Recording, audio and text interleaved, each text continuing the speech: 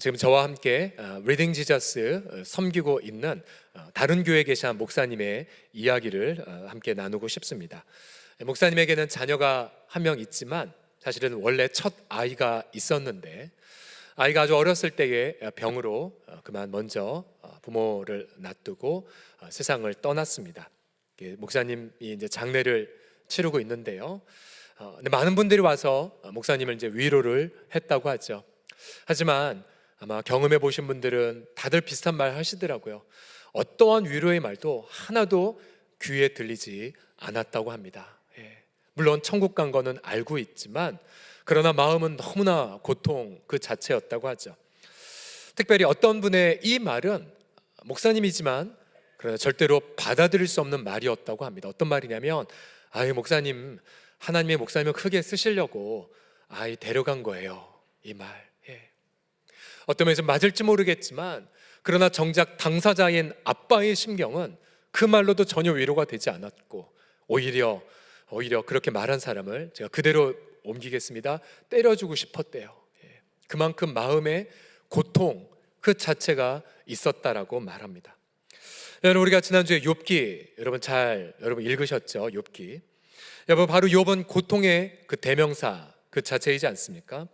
한때 존경받는 의인이었고 또 경건한 부자였지만 한순간에 모든 것을 다 잃어버린 자, 재산 그리고 건강, 명예 그리고 심지어 자녀들 10명마저도 자연재해로 잃어버린 사람.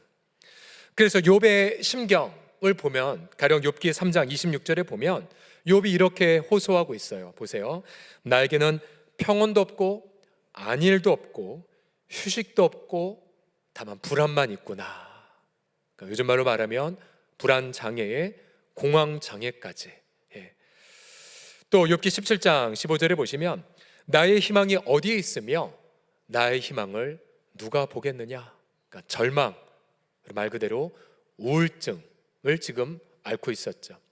또 다른 곳에 보면 그는 수면 장애를 앓고 있었고 그래서 그는 육체도 아프고 마음도 고통하고 또 모든 관계도 깨어져 버린 말 그대로 고통 그 자체 속에 있었습니다.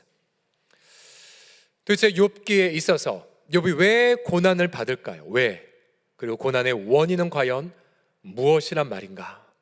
그러나 여러분 욥기 1장부터 42장까지 다 읽어보시면 여러분 우리는 알고 있어요. 욥이 고난받기 이전에 천상에서 하나님이 계셨고 또 욥의 마지막 장에 보게 되면 하나님이 나타나셔서 욥을 축복하셨던 그 사실을. 그러나 정작 고난의 당사자인 욥에게는 자신이 왜 이런 어려움을 겪는지 이유를 알지는 못했습니다. 욥기를 해석하는 가장 중요한 키가 두 가지가 있는데요. 그 두 가지는 우리가 지금 리딩 지어스 지금 로비에서 판매하고 있는데요. 여기 제 3권에 보게 되면 두 가지를 제시합니다. 굉장히 중요한 부분인데 첫 번째로는 욥기는 우리가 고통받는 이유를 정확히 알려주지 않습니다. 두 번째로는 동시에 모든 고통이 개인적인 죄의 결과가 아님을 분명히 상기시켜 줍니다. 두 가지예요. 오히려 우리는 욥기를 통해 처음부터 이미 계셨고 또 고통을 하나님의 주권 속에 허용을 하셨고 그러나 마지막에 욥의 말년을 크게 축복하신 하나님. 그래서 저는 욥기를 보면서 이렇게 제목을 정리해 보았습니다. 바로 고난 당하는 자를 품고 계시는 하나님이라고요. 고난 이전부터 또 고난 끝까지 또 고난 도중에도 당장 고난 당하는 자가 모른다 할지라도 품고 계신 하나님, 이렇게 정리를 해보았습니다. 같이 제목을 먼저 읽어보시겠습니다. 고난 당하는 자를 품고 계신 하나님이라고요. 시작. 고난 당하는 자를 품고 계신 하나님. 오늘 본문을 통해서 고난 중에 우리가 과연 어떠한 하나님을 경험하는지를 함께 나누어보기를 원합니다. 첫 번째로 우리는 어떠한 하나님을 경험하냐면요, 정죄가 아니라 자비로 품고 계신 하나님을 만나게 될 것입니다. 첫 번째 같이 읽어보겠습니다. 정죄가 아니라 시작. 정죄가 아니라 자비로 품고 계시는 하나님. 옆 사람 보시면서 정죄가 아니라 자비입니다 하고 있습니다. 시작. 정죄가 아니라 자비입니다. 사실 처음에 욥의 세 친구들은 뭔가 위로하기 위해 달려왔어요. 그리고 일주일 동안 함께 통곡했어요. 처음은 괜찮았습니다. 그러나 욥의 친구들은 이제 상의하기 시작했습니다. 이제 우리가 욥이 왜 이렇게 고난받는지를 파악해보자. 그리고는 세 명이 상의해서 내린 결론이 무엇이냐면 욥기 4장 7절입니다. 보시면 욥, 너 생각해봐. 죄 없이 망한 자가 누구인가 봐. 너 망했지? 그것은 바로 너가 죄가 있기 때문이야. 너 그 숨은 죄 회개해. 그러면 모든 게 회복될 거야. 이것이 바로 우리의 결론이다 라고 강조하고 있습니다.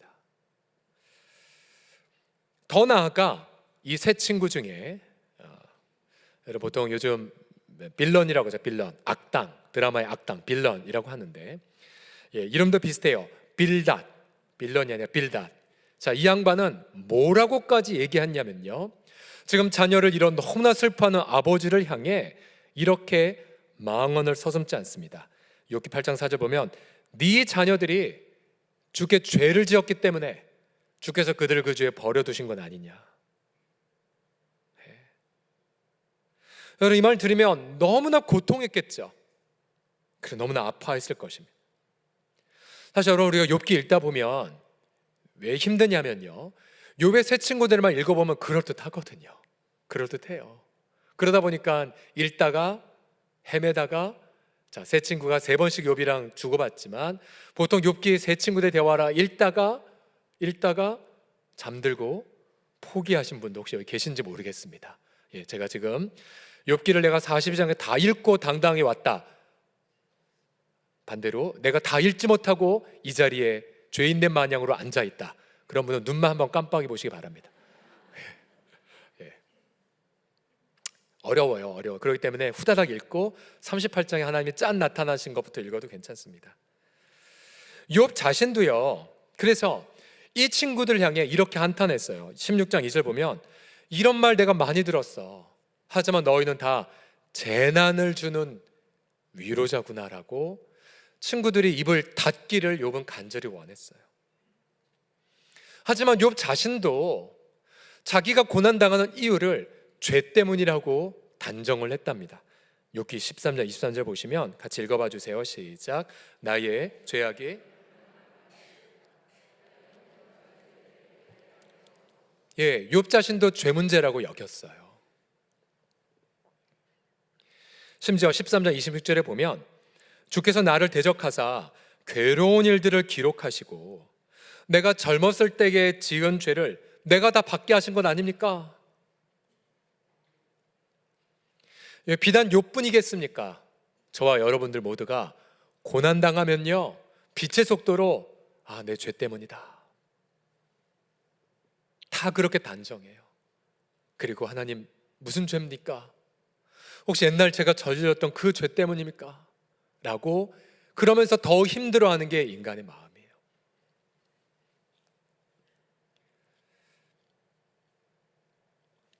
하지만 우리는 욥기 1장 2장을 통하여 욥이 고난받는 것이 죄 때문이 아님을 알고 있습니다. 그렇죠? 그저 하나님은 하나님의 무궁한 영광을 위해 고난을 잠시 허용한 것뿐이었었거든요. 만약 하나님의 욥의 죄를 물어 심판하셨다면 욥은 그 자리에서 존재 자체도 사라졌을 것입니다. 아니, 저와 여러분들도요, 만약 고난 중에 내 죄에 벌을 받는다고 단정하지 마십시오. 그렇다면 저도 그렇고 여기 계신 모든 분들도 단 한 사람도 남아있을 사람이 없을 테니까요. 오히려 우리는 욥이 처음부터 끝까지 하나님이 그를 품고 계셨다는 것을 관찰할 수가 있었고요. 그러면 고난 중에 하나님의 마음은 무엇이냐? 자, 그 해답을 신약성경 야고보서 5장에서 발견할 수 있습니다.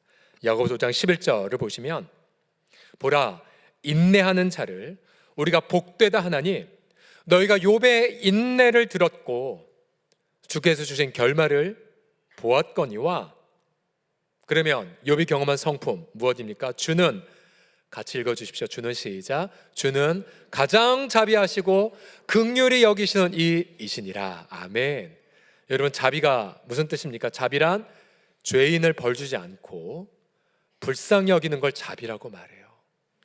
욥 처음부터 자비하신 주님이 계셨고요, 욥이 고난받는 가운데도 자비하신 하나님으로 함께 계셨으며, 욥이 마지막 결말을 볼 때까지 해도 끝까지 자비로우신 하나님이 욥과 함께 계셨습니다. 자비하신 하나님. 저는 이 레슨을 결혼 초기에 첫애를 통해서 배웠습니다. 아마 예전에 계신 분은 다 알고 계시지만요, 새로운 분이신 분들 모르셔서 잠시 나누겠습니다.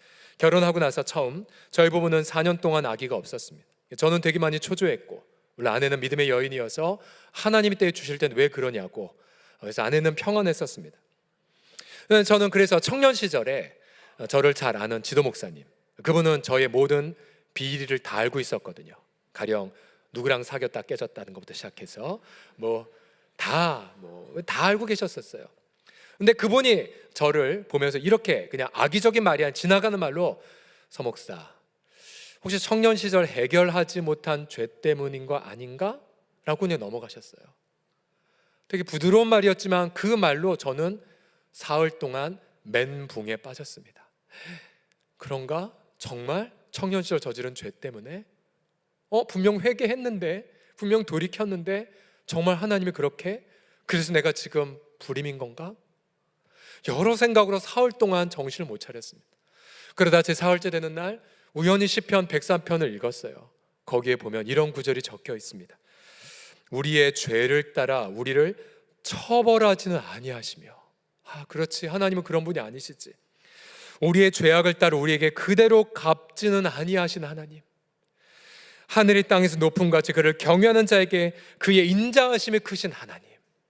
그렇구나, 하나님은 그런 분이 아니죠. 그리고 마음이 한없이 멘붕되다가 간신히 정신을 차렸어요. 그리고 약 4주 후에 기쁨으로 아내가 산길을 경험했고, 산부인과 가더니 축하드립니다. 어떤 분 산부인과 가면 스피커 크게 틀어놓고 아기 심장박동 소리 크게 들려주잖아요. 쿵쾅쿵쾅 하면서 축하드립니다, 아기가 임신되었네요. 6주가 되었다고 말했어요. 6주가. 그래서 제가 계산해봤어요. 6주면은 언제 태중에 들어선 걸까? 쭉 계산해보니까 제가 그 목사님에게서 혹시 청년 시절 죄 때문인 거 아닙니까? 라고 말을 들은 2주 전이었었어요. 지금 생각 이해되십니까 지금? 그러니까 하나님이 태중에 이미 아기를 선물로 주셨어요. 그리고 1, 2주가 지나고 나서 저를 테스트하셨던 거예요. 너 나의 성품이 하나님의 자비와 인자가 풍성한 걸 신뢰하느냐. 그래서 그때의 경험을 통해서 알았죠. 우리 하나님은 고난 중에 정죄가 아니라 바로 자비로 이미 품고 계시다는 그 사실을요. 저는 예수 믿는 일대였기 때문에 하나님을 종종 오해할 때가 많았거든요. 내가 뭔가 열심히 해야 주실까 말까 한 분으로 많이 오해했었어요. 제 아내는 아주 귀한 경건한 부모님 밑에 자란 씨를 보냈기 때문에 그런 믿음이 전혀 없었어요. 그냥 하나님 언제나 풍성하게 가장 좋은 타이밍에 주신 하나님의 믿음이 특출했거든요. 저는 그때의 경험을 통하여서 정말 하나님께서 얼마나 우리에게 자비의 아버지이신지, 언제나 풍성한 좋은 선물을 아낌없이 주시는 분인 것을 철저하게 경험하게 되었습니다. 비록 지금 고난을 겪는다 할지라도 여러분, 우리 하나님은 자비의 아버지이심을 믿으시기 바랍니다. 특별히 우리 성도들 가운데에서도 보면 자녀가 먼저 주의 품 안에 간 가정도 적지 않게 있습니다. 그럼 우리 부모는 당연히 죄책감에 빠지고, 내가 그때 그걸 했었더라면, 혹은 내가 그때 그걸 안 했었더라면이라고 자책과 후회에 많이 빠집니다. 하지만 성경을 보면요, 가령 여로보암이라는 왕의 아들을도 병으로 먼저 세상을 떠났어요.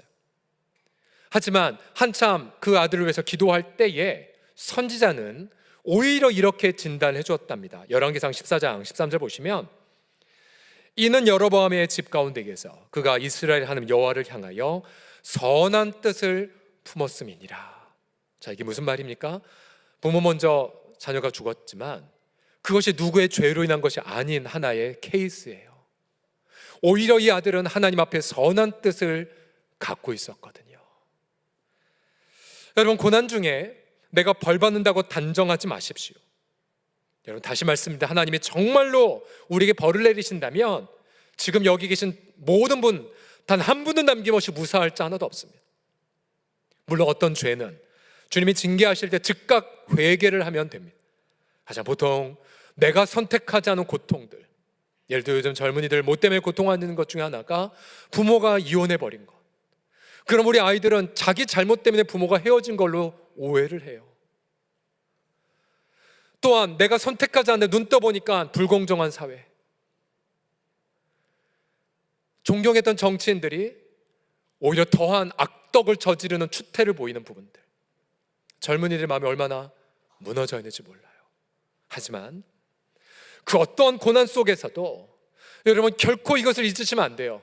고난 중에라도 우리 자비의 아버지는 우리를 아주 품고 계시다는 그 사실을요, 자비의 아버지, 정죄가 아니라 자비로 나를 품고 계신 그 아버지를 인내하며 붙잡으시기를 예수님의 이름으로 축복합니다. 자, 두 번째로 고난 중에 우리가 어떤 하나님을 만나게 되냐면 외면이 아니라 얼굴을 보여주신 하나님을 경험하십니다. 천천히 읽어주십시오. 외면이 아니라, 시작. 외면이 아니라 얼굴을 보여주신 하나님. 여러분, 욥의 가장 큰 고통, 물론 건강도 잃고 뭐 다 잃어서, 여러분 너무나 힘들었죠.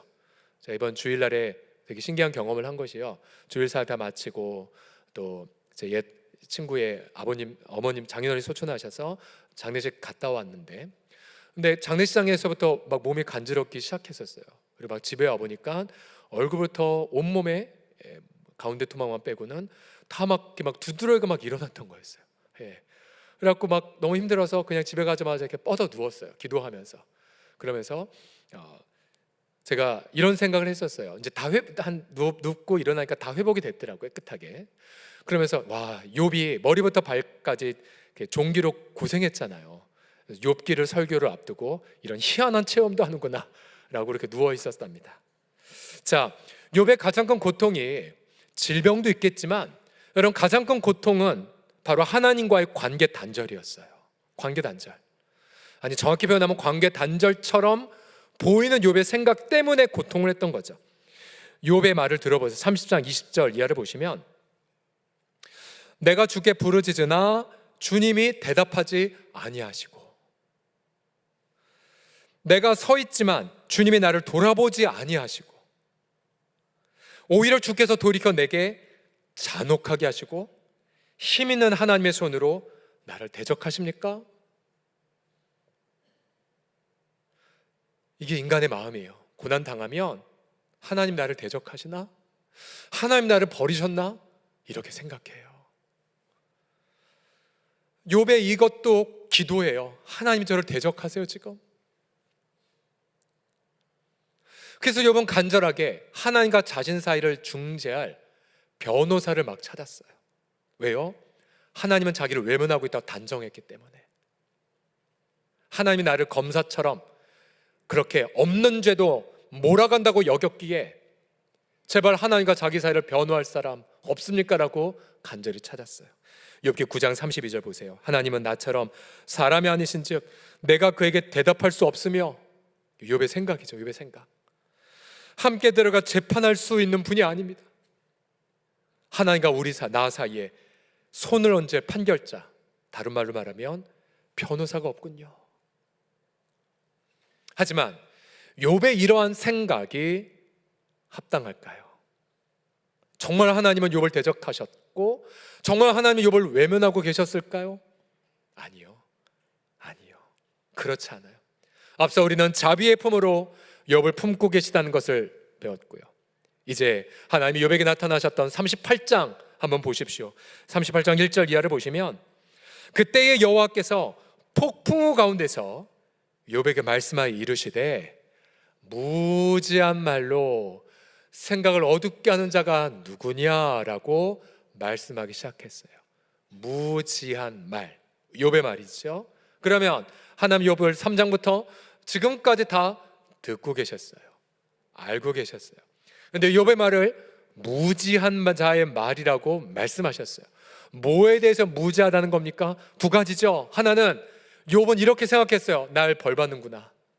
그래서 자비의 품으로 욥을 품고 계시다는 것을 욥은 모르고 있었고요. 또 하나님은 욥을 외면했다고 단정했죠. 욥은 오히려 자기를 대적하고 있다고 단정했죠. 하지만 이후 38장부터 42장까지 보게 되면 하나님은 욥을 외면하지 않고 있었어요. 오히려 고난 중에 하나님은 욥에게 자신의 얼굴을 더 친절하고 자상하게 보여주고 계셨었습니다. 욥은 그것을 모르고 있었어요. 그래서 하나님은 무지하구나 라고 말씀하셨죠. 이제 하나님은 욥에게 너 사나이처럼 대장부처럼, 요즘 우리 청년들의 말로 맞짱을 한번 떠볼까? 네가 생각이 마른지, 너가 정말로 벌받고 있다고 여겨? 너 정말 내가 너를 외면하고 있다고 여겨? 한번 얘기해 볼까? 그런 38장부터 쭉 하나님의 이야기가 전달됩니다. 하나님은 가장 먼저 창조의 영광을 보여주세요. 내가 저 은하계를, 별들을 창조할 때 너 어디 있었지? 너 네 힘으로 저 오리온 자리에 그 삼태성을 묶을 수 있어? 플레이데스 성단, 묘성이라고 나오는데요, 너가 그 별자리 만들 수 있니? 내가 만들었어. 그러면서 하나님은 전 우주의 영광을, 당신의 지혜와 당신의 능력을 아주 자세하게 보여주십니다. 아마 이렇게 비유를 바꿀 수가 있을 것 같아요. 이제 제가 청년부 때에 러시아로 단기 선교 갔었을 때에 페테르부르크에 3대 박물관, 세계 3대 박물관, 루브르 그리고 에르미타슈 박물관이 있는데요, 거기 박물관 선교사님을 쫓아서 막 거의 뛰다시피 봤어요. 주마간산식으로 렘브란트 작품도 처음 보고 막 감탄 그 자체였어요. 그런데 여러분, 만약 이렇게 한다고 상상해 보십시오. 어느 날 이 에르미타주의 박물관의 주인이 나타나서 문을 다 걸어 잠그고는 손님 안 받고는 제게 카드를 보냈어요. 경철 VIP 고객으로 저 초대합니다. 제가 갔더니 아무도 없었고 주인과 저만 있었어요. 그런 주인이 저를 초대하고 박물관 문을 다 불 켜놓고는 렘브란트 작품부터 시작해서 모든 인류의 명작들을 자상하고 자세하게 다 친절하게 설명을 합니다. 기분이 어떠실 것 같아요? 기분이. 자, 이번 주에 리딩 저스의 한 부분 우리 자녀 중에 한 명에게 이게 읽어주고서는 기분을 물어봤어요. 야, 욥이 아직 자기의 고난의 원인은 몰랐지만 그런 하나님이 나타나서 이렇게 다 보여주셨어. 기분이 어땠을까? 기분이 너무 좋았을 것 같다라고 얘기해 줬어요. 기분이 너무너무 좋았을 것 같다고요. 왜요? 바로 욥의 이 고백 때문이죠. 욥기 41장 5절과 6절을 보시면 이렇게 욥이 감격해합니다. 내가 주께 대하여 귀로 듣기만 하였사오나 이제는 눈으로 주를 배움나이다라고요. 여러분, 이게 무슨 뜻이에요? 욥은 모든 걸 다 잃어버렸지만 이 순간 바로 하나님만큼은 잃어버리지 않았다는 걸 발견했다는 사실이에요. 바로 자신의 눈으로 하나님의 창조의 영광을, 창조의 지혜를, 그리고 전능하심을, 그리고 주권을 다 발견했다는 사실입니다. 비록 욥은 자신이 왜 이렇게 어려움을 겪는지 아직 모르지만 상관없었어요. 그것은 모든 것을 주관하신 하나님의 주권자 하나님이 지금 자신의 눈앞에 자신의 모든 영광을 다 보여주시고 함께 계시기 때문이었습니다. 고난 중에 함께 계시는 그 하나님, 그를 발견하고 욥은 그 앞에 엎드려 하나님, 저는 아무것도 아닌 자입니다. 내가 하나님을 오해했던 걸 용서해 주세요. 그리고는 하나님 앞에 나아가 경배를 드리게 됩니다. 여러분, 욥기 보게 되면 이제 은하계, 그리고 바다, 그리고 바람, 그리고 각종 동물 쭉 얘기하시다가 마지막 부분에 가보면 비헤모스, 리워야단이라는 굉장히 신기한 동물들을 거론하십니다. 물론 각주에 보면 하마 혹은 악어라 볼 수 있다고 말하지만 사실 비헤모스나 리워야단은 보게 되면, 예를 들어 비헤모스 같은 경우 꼬리치는 것이 백향목과 같다고 말했죠. 여러분, 하마의 꼬리 보셨습니까? 백향목 꼬리가 아니에요. 작은 그냥 풀 조각밖에 안 돼요. 하마가 아니에요. 또 어떤 학자들은 뭔가 신화 속에 있는 하나님을 대적하는 거대한 악을 상징한다라고 해석해요. 하지만 그런 신화 속 인물이 자세히 보세요. 요단강을 헤엄치고 요단강의 범람에도 끄떡없는 생명체거든요. 그러면 비에모스와 리워야다는 고대에 함께 사람들과 살았던 생명체입니다. 어떤 존재일까요? 아마 우리는 그 당시 있었던 공룡이라고 해석할 수가 있습니다. 공룡, 다이너소어는 명칭이 붙여진 지 몇백 년 안 되었고요. 그 옛날 고대에 있던 사람들. 그러면서 하나님은 그 무시무시한 공룡들조차도 하나님이 창조했고 내 손 하나 있다라고 강조를 하셨죠. 결국 욥이 무엇을 깨달은 것입니까? 욥은 지금 너무나도 무시무시한 고난의 세력에 고통하고 있지만, 그러나 하나님은 자기가 생각하는 가장 상상할 수 없는 상상 이상의 괴로움의 세력이 있다 할지라도 하나님은 그것조차도 당신의 전능의 손 아래 있음을 이야기하고 계신 거죠. 결국 욥은 자신의 고통 속에서도 그 주권자 하나님을 신뢰할 수가 있게 되었다는 사실입니다. C.S. 루이스는 고통의 문제에서 이렇게 말했어요. 아주 유명한 명언인데요, 고통은 귀먹은 세상을 불러 깨우는 하나님의 메가폰이라고 말했답니다. 여러분, 고난은 주님과 대면하여 만나는 기회입니다. 내가 어떻게 해야 주님 만날지 고민하지 마십시오. 주님이 욥에게 먼저 찾아오신 것처럼 주님은 우리에게도 먼저 찾아오시니까요. 주님이 나를 대적하고 있다고 오해도 하지 마십시오. 꺼져가는 심지도 주님은 끄지 아니하시는 분이십니다. 주님은 오히려 더욱더 친밀하게 자신을 드러내 보십니다. 물론 어떤 고난은 그 시작이 나의 결정적 죄로 인한 걸 수도 있지만, 다시 말씀드립니다, 나의 결정적 죄를 하나님이 처벌하셨다면 지금 내가 하는 고난으로는 부족합니다. 오히려 하나님은 나의 잘못이라 할지라도 그 자비로 나를 품고 계시고요, 비록 나의 잘못으로 시작됐다 할지라도 오히려 그 속에서 하나님의 위대한 영광을 마주보도록 우리를 인도하신다는 그 사실을 결코 잊지 말아 주십시오. 얼마 전에 제가 지금 공부하는 미국 웨스트민스터 신학교에 거액의 헌금을 한 사업가의 스토리를 제가 전달받았습니다. 이분은 세계적 IT 전력회사의 YPP의 대표 백종만 장로이신데요, 웨스트민스터 신학교에 1000명의 목회자를 세워달라고 훈련시켜달라고 이렇게 최근에 헌금을 하신 분입니다. 근데 최근에 그가 암투병 중에 이러한 간증집을 펴냈습니다. 와서 보라 그분이 하신 일을. 우리 남성들, 특별히 사업하신 분들 꼭 읽어보셨으면 좋겠어요. 근데 여기 중간에 보시게 되면 이런 아픔을 이야기합니다. 자신의 아들이 중학교 2학년 때였는데요, 어느 아들이 부모에게 오더니 이렇게 말했대요. 아빠, 나 제발 좀 안락사를 시켜주세요. 안락사. 아들이 오랫동안 우울증을 앓고 있는 걸 몰랐대요, 부모가.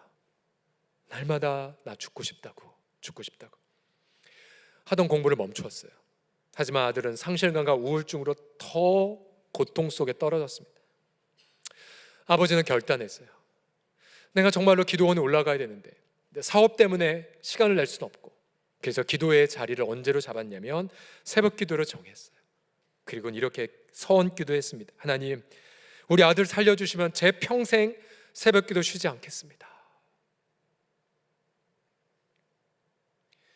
그렇게 새벽 기도를 작정하고 몇 년 후에 주님은 이러한 음성을 주셨대요. 너로 하여금 새벽 기도를 서원하게 한 건 네 아들을 위해서가 아니라 너 자신을 위해서란다 라고요.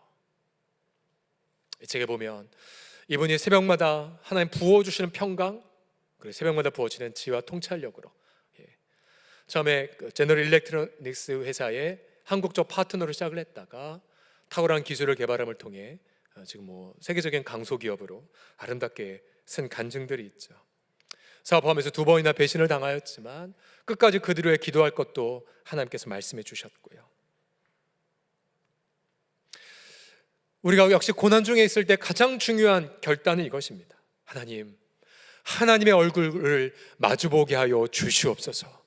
하나님, 주님이 나를 대적하고 외면하고 있다고 무지하게 생각하지 말게 하여 주시고, 오히려 내가 더욱더 하나님과 친밀한 교제를 나누게 하여 주시옵소서. 그러할 때에 여러분, 내가 생각하는 가장 아픔의 어두운 고난이라 할지라도 어느덧 주님이 당신의 아름다운 영광을 우리 가운데에 제한 없이 보여주고 계심을 여러분 경험하게 되실 것입니다. 마지막으로 고난 중에 우리 어떤 하나님을 만나게 되냐면 상처가 아니라 치유를 나누게 하시는 하나님을 여러분 경험하게 되실 겁니다. 천천히 읽어보시겠습니다. 상처가 아니라 시작. 상처가 아니라 치유를 주게 하시는 하나님. 사실 여러분, 많은 직장인들이 관계 때문에 더 어려워해요. 물론 박봉의 힘든 일도 어려워하지만 1순위는 관계 문제고요. 여러분, 욥 자신도 지금 관계 때문에 힘들잖아요. 하나님과 관계도 힘들고 새 친구들도 힘들고 또 하나님은 마누라는 이렇게 말했죠. 하나님을 저주하고 돼지라, 죽어라 라고까지도 말했죠. 그러니까 욥은 외로웠어요. 고독했고. 하지만 여러분, 고난의 묘미가 무엇입니까? 영원하지 않다는 거예요. 영원하지 않아요. 물론 영원한 것처럼 보이지만 영원하지 않은 게 고난이고요. 또한 고난의 묘미가 무엇이에요? 결국 하나님이 머리를 들어주신다는 사실이에요. 진실을 밝히게 하신다는 사실이에요. 7절에 보시면 여호와께서 대만 사람 엘리바스에게 이르시되 내가 너와 네 두 친구에게 노하노니 이는 너희가 나를 가리켜 말한 것이 내 종 욥의 말같이 옳지 못하구나. 하나님이 책망하셨어요. 그리고 욥의 머리를 들어주셨어요. 그리고 얼른 새 친구들에게 너희는 빨리 욥에게 가서 기도받아. 욥이 너희들 위해 제사를 드릴 거야. 그럼 내가 너희들 그 잘못한 것처럼 내 종 욥을 괴롭힌 것만큼 내가 벌하지 않을 거야. 결국 하나님은 욥에게 그렇게 친구들을 위해 기도할 것을 바로 명령을 하시죠. 흥미롭게도 욥기 42장 10절을 보시게 되면 보세요. 욥이 그의 친구들을 위해 기도할 때 여기까지. 이때는 아직도 욥은 건강 잃었고요, 재산 잃었고 모든 걸 잃어버린 시점이었어요. 고난의 한복판, 여전히 본인은 몸 아파서 긁고 여전히 정신적으로 힘든 시기예요. 하지만 바로 그때에 하나님은 욥에게 심지어 가해자들을 위해 기도할 것을 명령하셨어요. 여러분, 만약 우리도 여전히 고난은 안 끝났는데도 불구하고 너 고난당한 자를 위해 좀 기도해 볼래? 여러분, 어떻게 하시겠어요? 힘들죠. 힘들어요. 하나님, 제 코가 석자인데 어떻게 해요? 제발 고난 먼저 해결해 주시면 그러면 제가 뭔가 봉사할게요 라고 했겠죠. 그러나 하나님은 욥에게 이미 두 가지의 귀한 약을 먹이셨습니다. 하나는 정죄가 아니라 자비란다. 또 한 가지 외면이 아니라 나의 친절한 얼굴이란다. 욥은 이제 용기가 생겼어요. 그래서 보세요. 욥이 그의 친구들의 기도하자 괄호하고 아직 고난이 안 끝났음에도 불구하고 어떻게 하셨어요? 여호와께서 욥의 곤경을 어떻게 하셨습니까? 돌이켜 주셨습니다. 우리 욥기 42장 10절 다시 자막을 보여주십시오. 함께 이 시간 큰 소리를 읽어보겠습니다. 시작. 욥이 그의 친구들 위하여 기도할 때 여호와께서 욥의 곤경을 돌이키시고 여호와께서 욥에게 이전 모든 소유보다 갑절이나 주신지라. 아멘. 아멘. 결국 욥이 자신은 고난 중에 있었지만 이웃을 돌아보는 삶을 시작하자 그 돌아본 삶을 보시고 바로 욥 자신의 고난을 해결하여 주셨습니다. 결국 욥은 잃어버렸던 모든 것을 되찾고 말년 하나님의 큰 복을 누리며 그렇게 인생을 승리하게 되죠. 결국 주님은 이 시간에 우리에게 동일하게 말씀하십니다. 너의 아픔 자비의 아버지께 맡겨다오. 너의 힘든 시간 하나님의 얼굴을 보고 있다고 믿어다오. 그러면 이제 너도 네 주위에 눈물 흘리는 자에게 먼저 가려무나. 먼저 아마 이렇게 구체적으로 이야기할 수 있죠. 혹시 우리 가운데에 아직 내 가족들 교회 안 나와도 오히려 복음 들고 믿지 않은 이웃들에게 먼저 가라고요. 가라고. 아직 우리 자녀들 신앙적으로 방황하지만 그러나 사랑 들고 다른 자녀들을 먼저 위해 기도하고 섬기라고요. 비록 나 여전히 주머니 사정 좋지 않지만 그러나 내 작은 이삭 하나라도 또 다른 룻과 같은 가정을 위해 먼저 나누라고요. 여러분, 그렇게 먼저 이웃을 위해 기도하며 나아가게 될 때에 하나님은 욥의 곤경을 돌이키신 것처럼 하나님은 저와 여러분의 곤경도 돌이켜 주실 줄을 믿습니다. 그 믿음을 통하여 그 놀라운 응답을 통하여 우리는 여전히 하나님을 기쁘게 더욱더 찬미하게 하여 주실 것입니다. 지난주에 한 사랑방 섬김이가 이렇게 보고서에 사랑방 모임 이후에 이러한 소감을 남겼습니다. 여러분, 섬김이들, 저는 사랑방 섬김이의 정의를 이렇게 내리고 싶습니다. 또 다른 욥이라고. 욥 뭐예요? 여러분, 섬김이들도 다 눈물의 기도 제목 다 있어요. 아픈 제목 다 있어요. 하지만 그들은 42장 10절처럼 본인은 여전히 아픔에도 불구하고 사랑방 지체들을 위해 사랑방 지체들의 눈물을 먼저 품는 자들입니다. 그래서 사랑방 섬김이들은 언제 제일 행복하냐면 사랑방 식구들이 잘 모일 때. 하지만 사랑방 섬김이들이 언제 제일 힘들어하는 줄 아세요? 잘 안 모일 때. 그러면 섬김이 이렇게 항상 생각해요. 내가 기도가 부족해서지, 내가 뭔가 잘못해서이지. 그렇게 욥처럼 고백하고 눈물을 흘린답니다. 이날 이 사랑방은 많이 모였던 것 같아요. 그래서 이렇게 고백했어요. 섬김의 컨디션 좌우는 사랑방 식구들 참석률에 있음을 또 체감하는 시간이었습니다. 그래서 여러분, 사랑방원들 제발 부탁드립니다. 사랑방 섬김이가 우리 밤 12시에 모입니다. 무조건 가셔야 돼요. 아세요? 우리 이 시간에 모일까요? 아프더라도 닝게를 꽂고 나오세요. 이 시간에 모일까요? 꼭 시어머님 오신다 하더라도 오지 마시라고 하고 달려오세요. 섬김의 컨디션 좌우는 사랑방 식구들 참석률에 있음을 또 체감하는 시간이었습니다. 모이게 힘쓰게 하시니 감사드리며 교제 나누며 때론 일일비했던 마음을 싹 사라지게 하시고 오히려 늦은 시간이기에 마무리해야만 하는 아쉬움의 여운을 갖고 헤어지는 것도 저에게 묘한 행복감을 주는 시간이었습니다. 바쁘고 피곤한 중에도 모이기 힘쓴 우리 사랑방 식구들, 쓰담쓰담 어루만져 주시는 손길을 원합니다. 감사합니다 라고요. 여러분, 욥기는 정말 예수 그리스도의 예고편 그 자체이기도 합니다. 욥은 자기 죄로 고난당하지 않았죠. 우리 예수님도 자기 죄로 고난당하신 게 아니에요.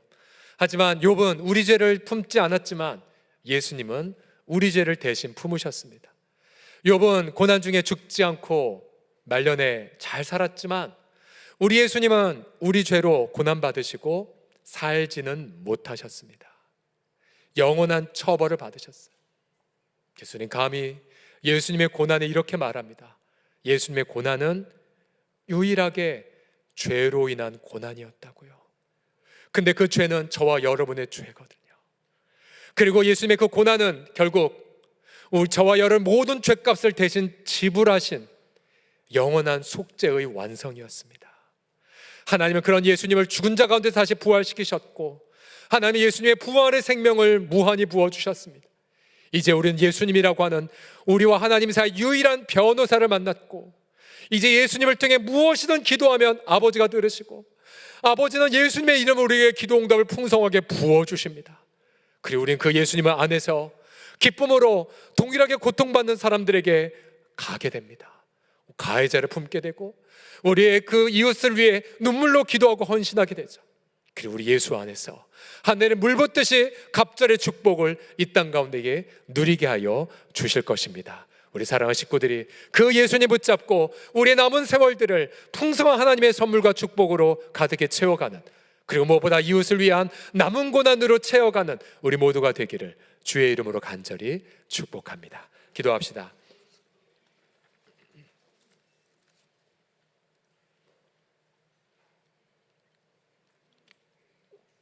고난 중에 우리를 자비로 품고 계신 아버지, 우리가 당신을 오해했던 죄를 회개합니다. 여전히 한 번도 우리를 외면하지 않으셨고 그리스도 예수 안에서 당신의 영원한 자비의 얼굴을 보여주고 계신 주님, 내가 너를 떠나지도 아니하고 내가 너를 버리지도 않으리라. 내가 너를 나의 손바닥에 새겼노라. 내가 너를 영원히 나의 품 안에 품었노라. 주여, 이 시간 그의 음성을 듣는 시간 주여 되게 하여 주시옵소서.